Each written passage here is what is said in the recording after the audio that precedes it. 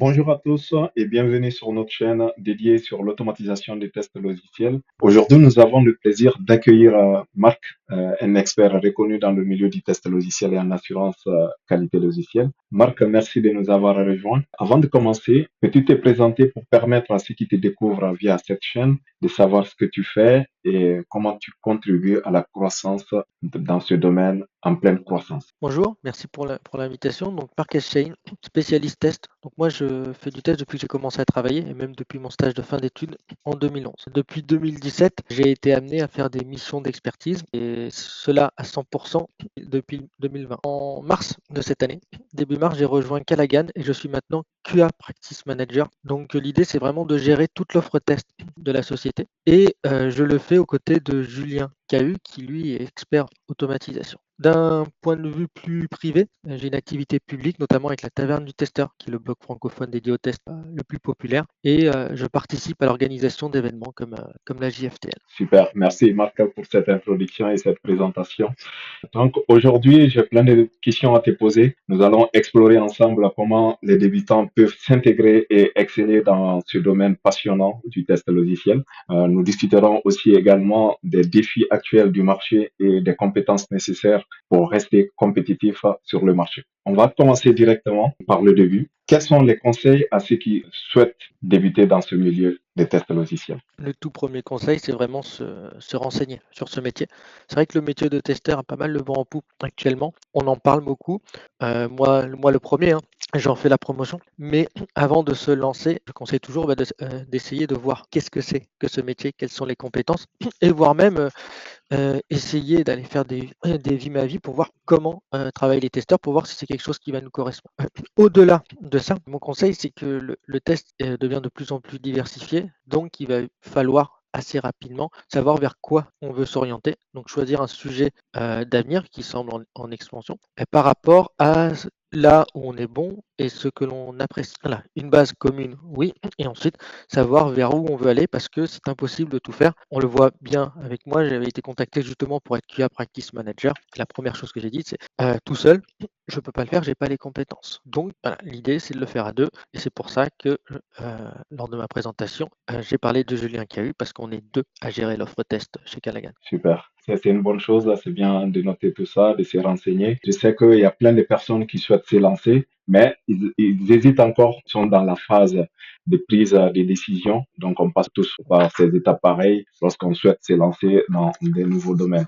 Qu'est-ce que tu encouragerais à ce type de personnes qui hésitent encore de se lancer ou qui se sont lancées mais qui n'ont pas eu encore leur première mission? Alors, la première chose, c'est que le test, c'est un métier qui peut vite devenir passionnant, qui peut toucher beaucoup de contextes différents, parce que j'ai été amené à travailler sur des machines de tri, sur des clés virtuelles, sur des sites web de grandes compagnies, sur de l'assurance, sur de la finance. On peut travailler un peu sur tout dans le test parce que le logiciel est partout. Donc déjà, ça donne envie d'y aller. C'est quelque chose qui fait réfléchir. C'est quelque chose qu'on fait toujours en équipe. On a le mythe du développeur tout seul. Le testeur tout seul ne peut pas exister. Tout On à va fait. toujours travailler, tester sur quelque chose qui a été fait par quelqu'un d'autre. Il faut aussi se dire que on va vivre sur les erreurs des autres, donc que nous aussi, on est failli. Cette humilité, c'est très important. Et ensuite, comment commencer? Ça, c'est plus complexe. Actuellement, on est dans une période où le marché du travail demande beaucoup de testeurs, sauf qu'il demande beaucoup de testeurs expérimentés. Le problème, c'est qu'on n'a pas tous ces testeurs expérimentés, donc il y a beaucoup de personnes qui disent bah, il manque des testeurs, on va devenir testeur et qui arrivent en tant que testeur junior. Souvent testeur junior manuel. Euh, Là, ils vont pas forcément trouver de première mission ou difficilement. Pourquoi? Euh, parce que les compétences de test manuel basiques sont les compétences les plus communes. Donc, généralement, quand on cherche quelqu'un d'expérimenté avec des compétences de test manuel, on va le trouver. Donc, si on est testeur junior, c'est peut-être mieux d'aller s'orienter vers des tests techniques, comme des tests de performance ou de l'automatisation ou des tests de sécurité. La deuxième, c'est que souvent, en fait, les entreprises vont chercher un QA qui va intégrer une équipe agile. Et dans l'équipe agile, le QA, le testeur, fait office de référent sur tout ce qui est test et qualité. Et c'est sûr que quand on est junior, c'est compliqué d'arriver et d'être le référent alors qu'on doit encore apprendre beaucoup. C'était plus simple lorsqu'on était en cycle en V, parce qu'on intégrait une équipe 5, 10, 15, 20 testeurs qui nous aidaient à monter en compétence. Donc maintenant, on se retrouve un peu jeté tout seul dans le grand bain, et ça fait que avec certaines mauvaises expériences, les entreprises rechignent à prendre des profils, qu'on va dire, juniors. Il va falloir s'auto-former, mais il va falloir aussi pour les entreprises qu'elles sachent comment s'adapter. Voilà, si on a besoin de 100 personnes expérimentées et qu'il n'y en a que 10, et que de l'autre côté, par contre, il y a 90 juniors, il va peut-être falloir mettre les juniors, mais savoir comment on fait avec ces personnes expérimentées, comment elles font passer la connaissance à ces personnes encore juniors et avec beaucoup de potentiel, parce qu'on a tous commencé junior, moi le premier. Tout à fait, tout à fait. On commence toujours par être junior avant d'être expert, quoi. Donc, il faut être d'abord un bon expérimentateur. Ça, c'est ce qu'il faut noter. Donc, là, tu as parlé tout à l'heure des compétences vers l'automatisation. Et aujourd'hui, on parle de plus en plus, non seulement de l'automatisation, mais de l'intelligence artificielle pour réaliser des tâches récurrentes qu'on fait au quotidien. Maintenant, quel est l'avenir du test manuel dans tout ça? Alors, le test manuel, il va rester, hein.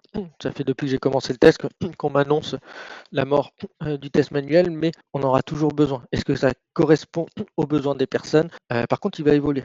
Il va évoluer, il va prendre moins de place. On va pouvoir faire du test exploratoire, notamment. Si on veut revenir sur l'IA, qu'est-ce qu'on dit avec l'IA? Ça va permettre de faire des tâches répétitives, des tâches basiques, des tâches à faible valeur ajoutée. Si on change IA par automatisation, on a exactement la même chose. Donc en fait, l'IA est un moyen d'automatiser des activités de test. Donc il va falloir vraiment réfléchir aux usages que l'on veut faire, parce que c'est pas neutre de passer par de l'IA, et commencer à réfléchir sur des retours sur investissement. Sur pas mal de choses, il n'y aura pas de retour sur investissement avec l'IA, donc c'est pas intéressant d'aller faire de l'IA comme ce qu'on a actuellement avec l'automatisation. Donc là, il y a beaucoup de perspectives, beaucoup de possibilités. Il y a un potentiel qui est grand avec l'IA. L'IA n'a pas le potentiel de remplacer et de faire disparaître le test manuel. Merci pour cette clarification. Par contre, aujourd'hui, il y a encore en 2024, il y a plein de testeurs manuels sur le marché. Qu'est-ce que toi, tu penses par rapport à ces différentes compétences? Est-ce qu'ils sont beaucoup recherchés en 2024? Parce que vu qu'on a tendance à parler plus de l'automatisation, on a tendance à mettre plus les compétences techniques en avant. Et quelle est l'évolution attendue de ces rôles? Alors là, il va falloir faire des choix. Lorsqu'on est testeur manuel, qu'on commence à avoir un peu d'expérience, euh, souvent il va avoir le choix entre guillemets mainstream de commencer dans l'automatisation. Et pour ça, en fait, il y a des outils très bien. Moi, Agilitest m'a permis de beaucoup mieux comprendre l'automatisation. Donc en fait, des outils qui permettent de mettre un pied dedans et qui permettent à des fonctionnels de le faire. On peut aussi s'orienter vers de la formation ou du coaching. Et on peut aussi s'orienter sur, d'accord, je suis testeur manuel, mais je connais extrêmement bien le métier sur lequel je travaille. Moi, j'ai travaillé dans des entreprises où ce qui les intéressait, c'était pas forcément que la personne soit capable d'automatiser, mais que la personne connaisse très bien le domaine de l'assurance vie. Donc, eux, ce qu'ils cherchaient, c'était pas un testeur manuel, c'était pas un testeur automaticien, c'était un testeur assurance vie. Et là, on peut décider justement de se spécialiser sur un domaine. Il y a toujours en fait des évolutions, des adaptations. Il faut choisir en fonction des opportunités qui se présentent, de est-ce que ou non ça va être plus ou moins pérenne et de ce qui nous plaît. Moi, je ne me suis pas spécialisé dans l'automatisation, j'ai certaines bases. C'est pas ce qui me plaît le plus parce que dans mes études, j'ai fait du développement et le développement n'est pas ce qui me plaisait le plus. Donc moi, j'aime bien comprendre les concepts, savoir ce qu'il faut faire, quelles sont les bonnes pratiques et ensuite aller vraiment écrire les scripts, c'est pas ce qui me plaît le plus. Donc je me suis orienté vers moi de la méthodologie au départ, de l'agile, comment on adapte le test en agile, comment on fait pour communiquer, comment on se rapproche du métier, comment on se rapproche du produit, comment on se rapproche d'une efficience et d'une efficacité sur nos processus de test. Et c'est ce que j'essaie de faire transparaître dans pas mal de mes articles, tout en prenant différents sujets. En ce moment, je travaille beaucoup sur tout ce qui est lié à l'environnement et au RSE, avec la qualité durable, avec le Green IT, avec l'impact des logiciels sur les utilisateurs, les non-utilisateurs, et sur la société qui entoure les personnes qui créent ces logiciels. C'est super parce que c'est de l'avenir. Donc, il faut parler de l'écologie aussi dans le milieu de la qualité logicielle, dans le milieu du développement logiciel. Ça, c'est intéressant à souligner. Mon article de ce lundi, justement, D'accord? c'était le numérique de solutions à problèmes pour l'environnement. Ok, Voilà. super. J'irai Donc, lire. et c'est vraiment les questions, c'est d'accord, on peut avoir des solutions les pour les autres, mais est-ce que c'est des vraies solutions? Est-ce que c'est viable? Est-ce que c'est avec le numérique que l'on Mhm. doit le faire? Mhm. Heu, voilà, le numérique, on peut pas le mettre partout, comme l'IA, comme l'automatisation, en fait. Tout à fait, tout à fait. Justement, par rapport à ça, le but de cette interview, c'est axé sur les débutants. Les débutants, quand ils démarrent, des fois, ils connaissent pas, ils sont un peu perdus. Est-ce que toi, tu as des stratégies à recommander aux débutants, par exemple, afin qu'ils se distinguent et trouvent des missions valorisantes beaucoup plus rapidement? Pas forcément de stratégie, plus un état d'esprit. Faire de la veille, se renseigner, regarder des vidéos. 2, échanger. En fait, participer à des événements, ça permet de voir des conférences, mais ça permet aussi d'échanger et de voir avec des pairs, avec d'autres spécialistes. Tout ça, ça va pas sur le CV, mais ça se voit dans des entretiens avec le discours. Bien se servir et mettre en avant ses expériences d'un point de vue communication, mais aussi intérieurement. Et il y a quelque chose qui peut toujours être pratique, qui dit, bah voilà, vous n'avez pas fait de test sur. Il y a le crowd testing qui est possible. On s'inscrit sur une plateforme et on va faire des tests, des campagnes externalisées, voilà, en tant que testeur. Et ça, pour moi, c'est des choses qui peuvent être mises en avant. C'est des choses même sur lesquelles on peut être rémunéré. Et ça permet de découvrir un peu. Moi, ça m'a fait découvrir certaines applications. Alors moi, c'était plus dans une démarche de comprendre ce qu'était le crowd testing.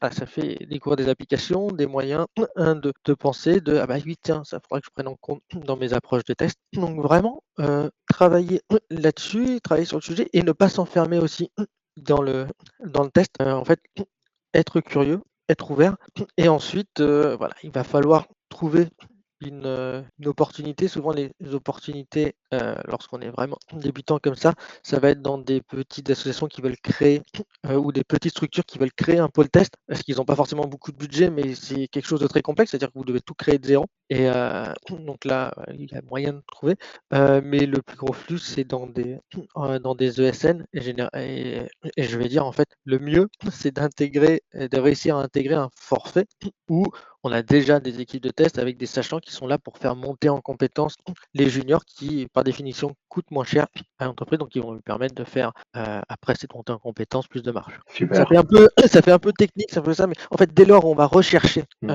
un poste, c'est une relation de collaboration avec un employeur. Il va falloir que l'employeur trouve son compte et se dise: «Bah, voilà, j'ai besoin, d'un junior» et pourquoi il va avoir besoin d'un junior?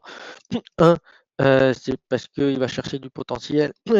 2, c'est parce que ça va lui coûter, moins cher et 3, c'est parce qu'il considère qu'il va pouvoir répondre assez rapidement aux besoins. Parce qu'il faut savoir que l'employeur, lui, ce qu'il veut, c'est le retour sur investissement. Et, il va pas te prendre si tu n'as pas de plus-value, en fait. Donc, il regarde Alors tout ça. il est sur le retour sur investissement et beaucoup sur une gestion de risque. Il regarde ça C'est de pour ça référence. que le cooptage, le piston marche très bien. C'est-à-dire, si quelqu'un en qui j'ai confiance me dit: «Bah, lui, il va répondre, il va faire ce dont tu as besoin, il va bien le faire», mais en fait, je vais le prendre lui, même si quelqu'un potentiellement va pouvoir faire beaucoup mieux, c'est pas grave, même si potentiellement il va faire beaucoup mieux, j'ai pas besoin de beaucoup mieux, il va faire le niveau que je demande et OK, il va peut-être faire beaucoup mieux, mais il va peut-être faire moins bien aussi. J'ai pas envie de prendre le risque. Donc c'est une notion de confiance et de risque. Juste, je vais revenir sur une des questions qu'on avait abordées tout à l'heure. Tu avais parlé de plus en plus les besoins des tests se dirigent vers l'automatisation. On voit les effets bénéfiques par rapport à tout ça. C'est réduire non seulement les coûts, mais aussi pouvoir livrer fréquemment et limiter les erreurs humaines. Maintenant, qu'est-ce que tu pourras dire à quelqu'un qui souhaite se lancer dans l'automatisation des tests, par exemple? Bah, de se renseigner sur l'automatisation. 2, de savoir ce qu'il va vouloir automatiser. De bien comprendre comment fonctionne l'automatisation. De bien connaître ses compétences actuelles pour savoir sur quoi il doit monter en compétences.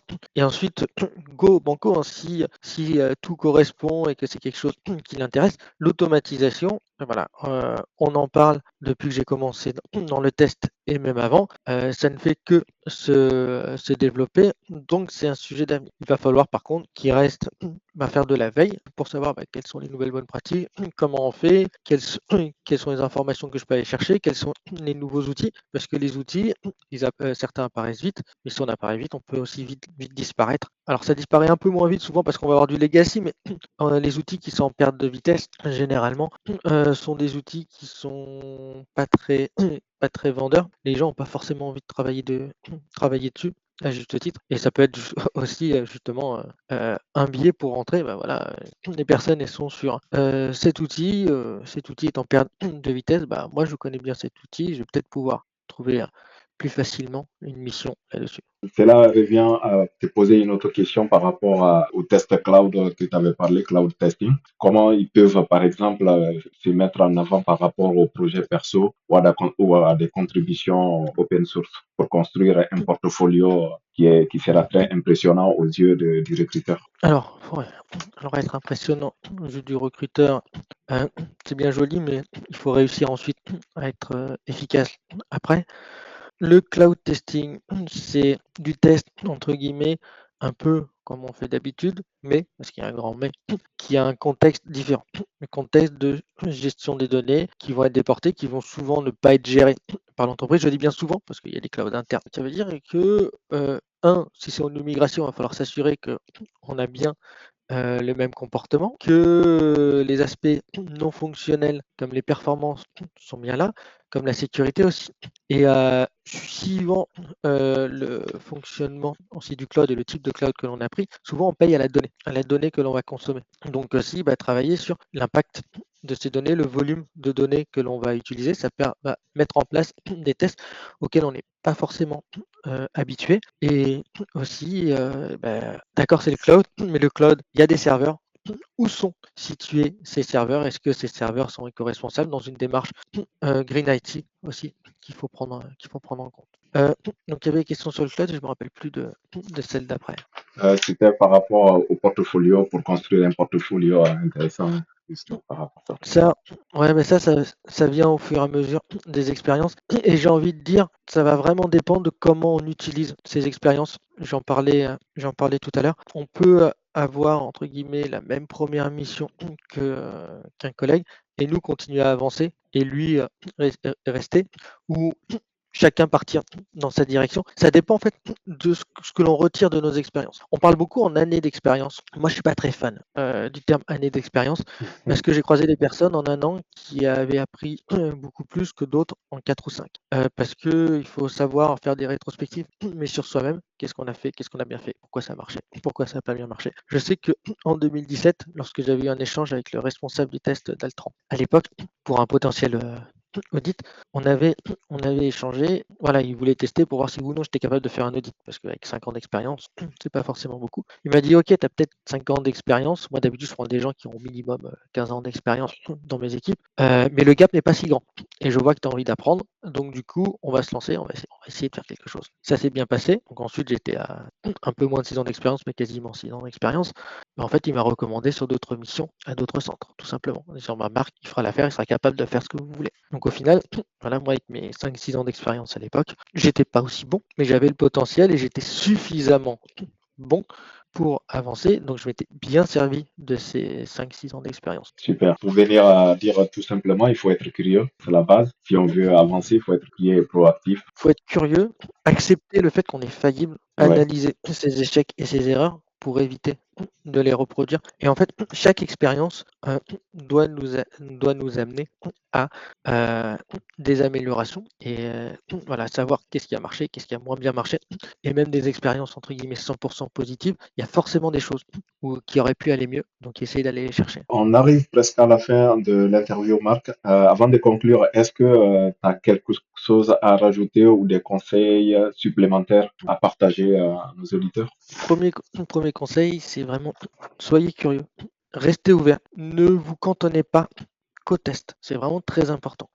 Le testeur, il est en interaction avec les autres parties prenantes. Il doit être ouvert à leurs problématiques utilisateurs, qu'est-ce qu'ils vont chercher, problématiques des personnes métiers, problématiques des développeurs. Si vous voulez répondre à un besoin, il faut être ouvert à ça. Mais être ouvert en dehors du numérique, c'est très important. Alors moi, je fais beaucoup d'analogies, je fais beaucoup d'articles sur des sujets qui au départ, voilà, premier abord, c'est pas du numérique. On peut avoir des expériences qui ne sont pas dans le numérique et qui pourtant sont très importantes dans le métier du test. J'avais fait un article sur une équipe de foot, équipe Scrum, est-ce que c'est pareil? Voilà, ça c'est important. Moi j'ai surtout fait du handball, mais même voilà, dans ce handball, on a cela. Là avec le sport, avec le tennis, c'est le bon geste, être capable de répéter, d'être concentré. Tout les jeux de société, les jeux vidéo, moi je suis un grand joueur et au final on a sorti les 1001 tests grâce à ça.